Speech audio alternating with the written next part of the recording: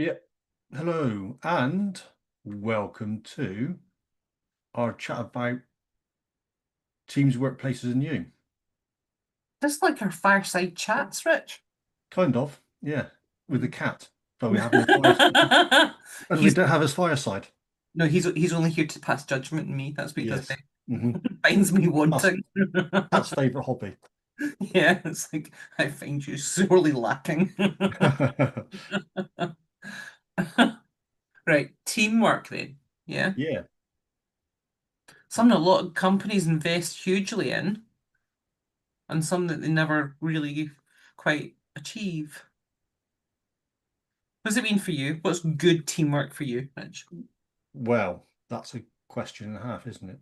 So that's about, for me, is cooperation, where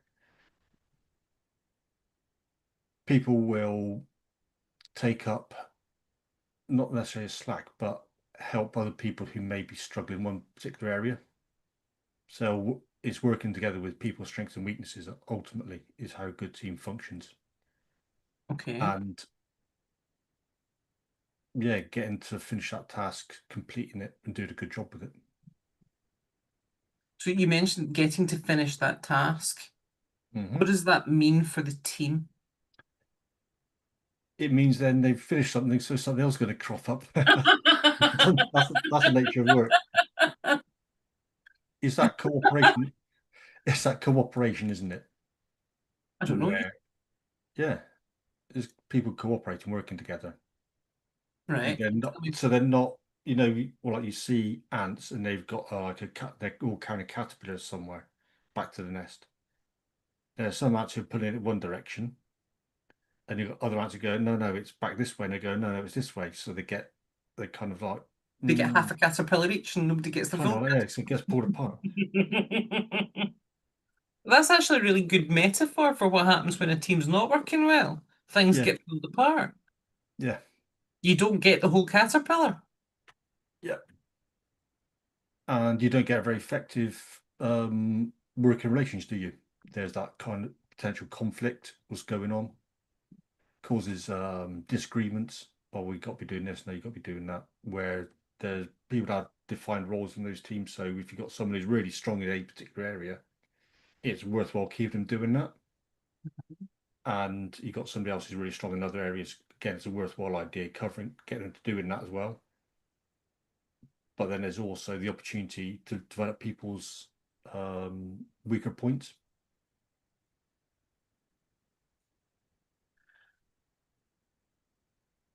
Yeah, because I think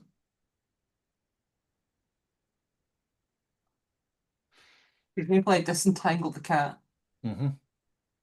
we can either try and get people to, I'm going to rephrase that.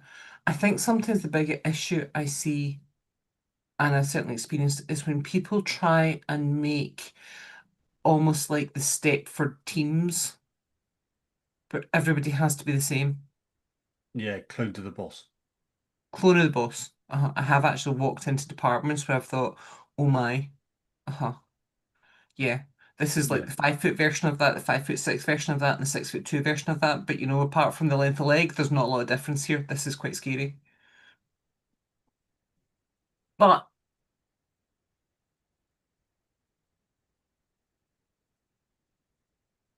what that then means is you either need everybody to be absolutely skilled in absolutely everything, but you're not recognizing people's strengths. So hmm,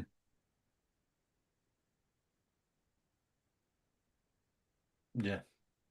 You're putting potentially good people out from a different area, different role, and they're failing. mm. Well, you and I are good at different things. Yeah. We have different strengths. Hmm. So we split the tasks that we have to do compared and relevant to what our specific areas of strength are. I guess it makes that easier with two people in some ways. It is with two people, but it's not impossible with a larger team. No, no, it's not. No.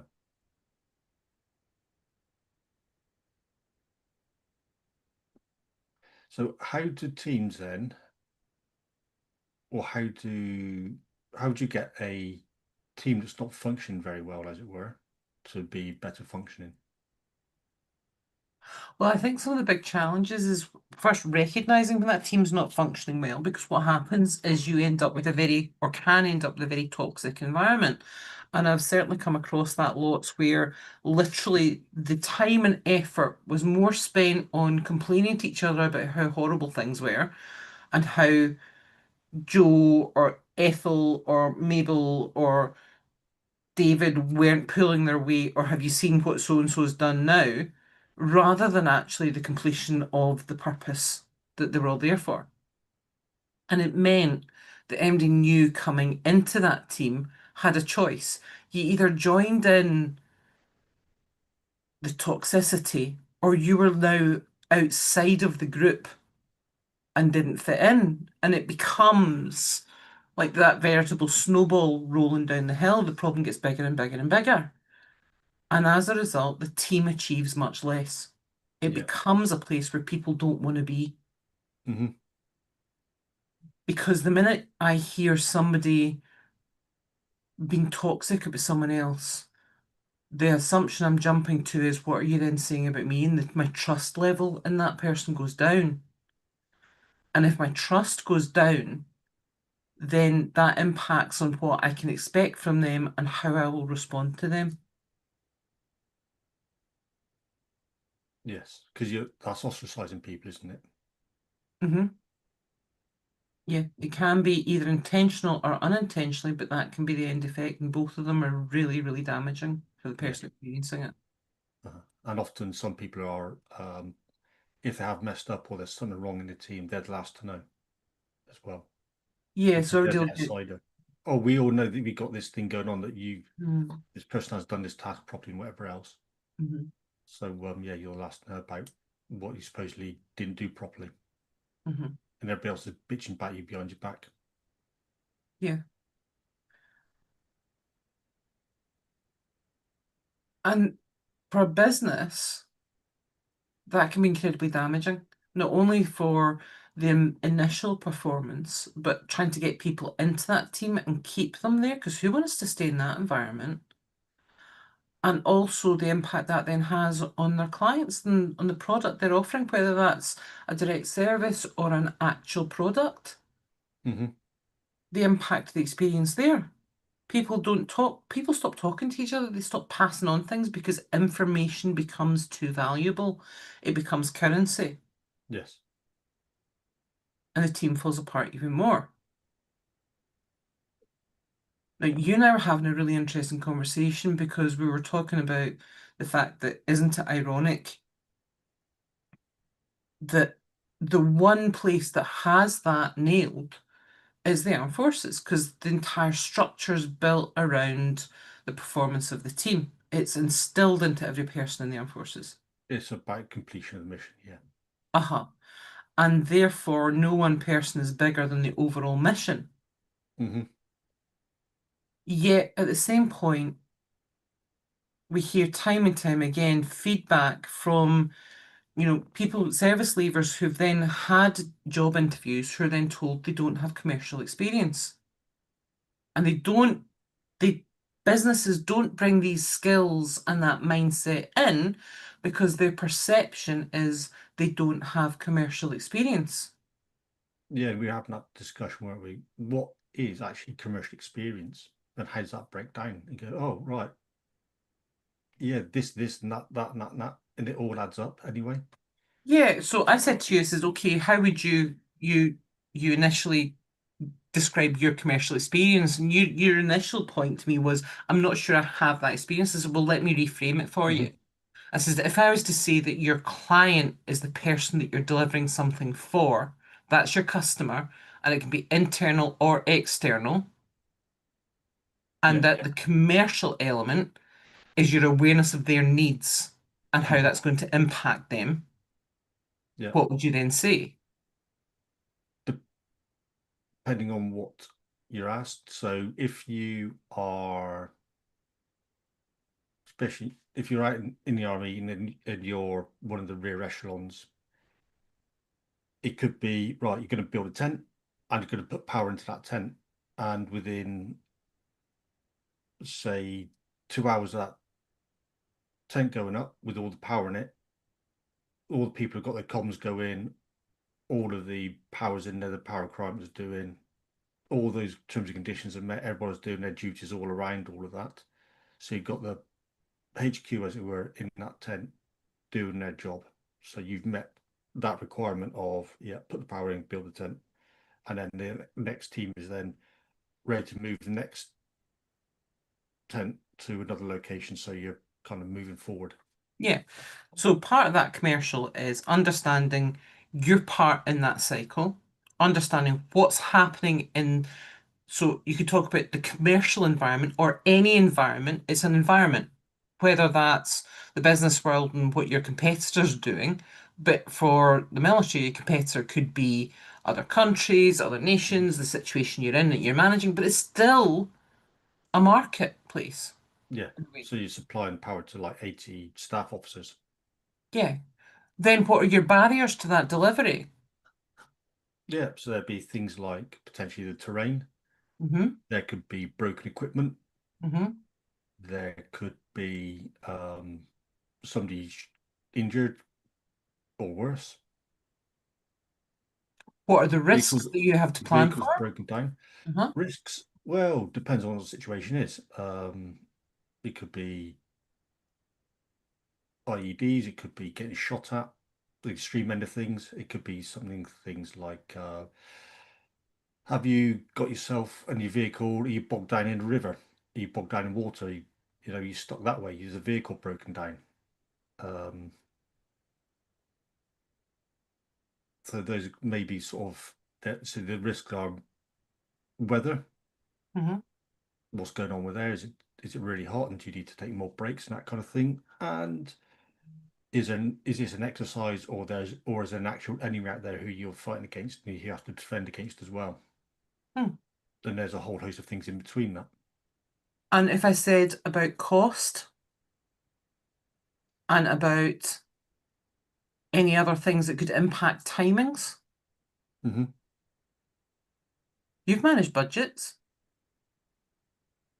Yeah, probably not thinking about how they're managed or directly going, oh, right, I've got cross Mhm. off X, Y, and Z because, well, not the number crunching as such, but it's all the other kind of budgeting. Or do I have enough tools, or how do I manage the guys who are working for me? Are they in the right place at the right location? Uh-huh. So it's a different kind of budgeting, different kind of way of looking at that management. Yeah, but you're still budgeting. Yeah. Uh-huh. So the other question I asked just for a bit of fun was, and I've asked this of friends of mine as well. So I have worked in oil and gas, right? And I said to you, this is just out curious, just an example of the transferability of knowledge. I said, if I was to ask you, when is the best time to move a rig in Russia? Is it summer or winter? What would you say? Well, that's the winter, isn't it? Because you got all the ice roads and it's nice frost on the ground. Uh-huh. Yeah. Yeah, your immediate answer was, well, that's easy. Well, yeah, because obviously you have to just look at Operation Barbarossa, don't you? And how the Germans became stuck. But this is where sometimes the military and the armed forces experience is totally undervalued. Hmm. And it's not seen for the actual scope of the experience this gives people. And then they get thrown commercial because they might not necessarily talk about it using the same terms, but you translate into terms and you've got the answers immediately. It's every bit as commercial. Yeah. And yet the irony is the manager asking that may not actually have as good a grasp of what they think and understand commercial to be as the person they're asking the question of. Hmm. Yeah, because it's that conversation we had a little while ago, isn't it, as well, with someone. And is the hiring manager potentially intimidated by that person they've got, they're going to interview because they may have done quite a few things and managers like they're going to take my job. Well, I know my feedback to you after that was I know for a fact that I have lost jobs that I'm perfectly suited to do, And the reason for that is because I looked across the table and thought the person hiring me has less experience than I do. And as a result, I knew they wouldn't bring me into the business, Hmm. which is sad because what they were seeing was immediate competition or something where they maybe felt out of their depth instead of recognizing that actually this was something that maybe their team was missing that they could benefit from. Yeah. So when You're an I, asset. You're an asset to that team. uh-huh. So when I've set up teams and I've run teams, what I do is I look for people to fill the gaps that are there in the skills that the team is missing. So I don't recruit lots of clones. I recruit people to give me the overall skill set, knowing that not one single person has all of that. So I look at what my gaps are and I go, right, this is the person I need to find next. Yeah. Because together this team then becomes an absolute powerhouse. Mhm. Well, how do you function with a team of yes men? Well, all you're hearing yes all the time, yes, yes, yes, you made the right decision, yeah, and it's dysfunctional, really. People Well, have to have a no in that team. it's dangerous. Mm. A yes team is really dangerous for a business's viability. Yet at the same point, I think probably one of the hardest things I had to do with the team was prove to them that it was okay to have a disagreement with me as their manager, as their leader. That actually I actively looked for them to challenge and to question because that helped me validate my thinking and also acted as an extra protection for risk because sometimes they would see some things that I had missed. And by giving them permission to challenge me, I built in an extra safeguard. Hmm. Yeah, there was a friend of mine who's working for a local authority, Hmm. and as the manager, he then took the lead and said, right, this team's not functioning correctly as it is. So if you do something, I will back you at 100%. And the results they got in that team were brilliant. You Hmm. know, they did really well. They exceeded targets, etc. Then the local authority joined together and they had to start again from because they were like, oh, I don't trust what this manager's going to do Hmm. because of past experience. But when they got used to that system, how they're working, again, it frees those employees or that staff, the staff members, to go and do their job. Hmm. Yeah, my team very quickly learned that actually, if they came up with something that was a better solution or that I'd missed, the first thing I'd do was good catch. Right, okay, what do Mhm. we do now? Yeah. Brilliant, thanks. Nice one. Appreciate it. And don't get me wrong, sometimes they would challenge and go, I hear you. I recognise it. This is the mitigation. We're still going with this one because that's what the business needs. So it wasn't a guarantee that everything would be accepted, but there wasn't any blame and there was always an appreciation of Mhm. the risk that helped us manage as a group. Yeah. I think that's what a lot of people might be scared of as well as repercussions. Hmm. Hmm. Took them a while to wrap their head around that it was okay, but they really got into the swing of it. Yeah. It was great. Yeah.